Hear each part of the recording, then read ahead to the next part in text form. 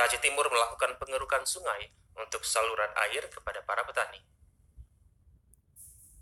Kadis Tanaman Pangan dan Hortikultura Insinyur Sanusi Yahya M didampingi Bupati Aceh Timur Haji Hasbalah M Taib meninjau lokasi pompanisasi air yang letaknya di Desa Tanjung Tualang, Kecamatan Perlak Barat, Kabupaten Aceh Timur.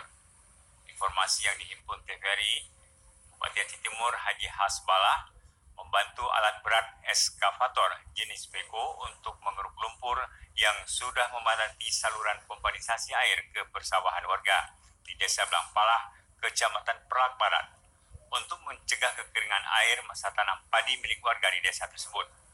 Adapun pembersihan itu dilakukan tidak hanya mengangkat lumpur, juga mengeruk aliran atau saluran yang sudah dangkal, agar nantinya tidak ada hambatan pada saat penyaluran air ke persawahan dan bisa memaksimalkan pengairan air ke lahan pertanian yang mencapai puluhan hektar.